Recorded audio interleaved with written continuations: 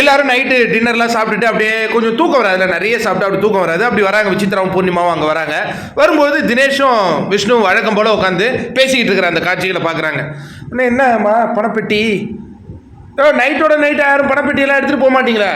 நான் போய் கொஞ்சம் தூங்க போகிறேன் அப்படின்ன உடனே தினேஷ் சொல்கிறார், மேடம் வேணா நீங்கள் புக் பண்ணிவிடுங்க, நீங்கள் புக் பண்ணிங்கன்னா நான் பார்த்துக்கிறேன், யாருமே எடுக்காத அளவு பார்த்துக்கிறேன், ஆனால் புக் பண்ணணும்.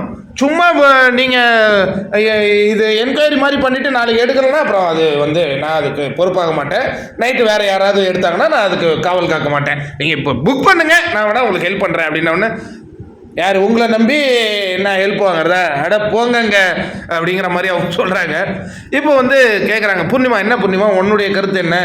எனக்கு ஒன்றும் கருத்து இல்லை விசித்ரா மேடம். சரி, பணம் இன்க்ரீஸ் ஆகிருக்கா, சரி இருக்கட்டும் பார்ப்போம், காலையில் நான் தூங்கிட்டு ஒரு முடிவு எடுக்கிறேன் அப்படிங்கிற மாதிரி அவங்க பரபரப்பாக போயிட்டுருக்கிற அந்த காட்சிகளை பார்க்குறோம். இப்போ தகவல் என்ன வந்துகிட்டு இருக்குன்னா, விசித்ரா தான் பணப்பெட்டியை எடுத்து இருக்கிறார்கள் அப்படிங்கிற மாதிரி தகவல்கள் வந்திருக்கு. அப்படி வந்ததுன்னா அது 13 லட்சம்னு சொல்கிறாங்க. 13 லட்சத்தை பணப்பெட்டியை விசித்ரா எடுத்து விட்டார்கள் அப்படிங்கிற தகவல் வந்துட்டு இருக்கு. அப்படி எடுத்திருந்தாங்க அப்படின்னா அதுக்கு முழு காரணம் யார் அப்படின்னு பார்த்தீங்கன்னா, நான் மீண்டும் குற்றச்சாட்டு வைப்பேன்.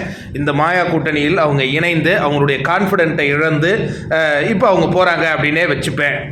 ஏன்னா அவங்க ஒரு வெற்றியை நோக்கி சென்று கொண்டிருந்த போட்டியாளர்கள் தேவையில்லாத அந்த பொண்ணுங்க கூட போய் சேர்ந்து, அது வேணாம் விடுங்க, பணப்பெட்டி எடுத்துட்டாங்க.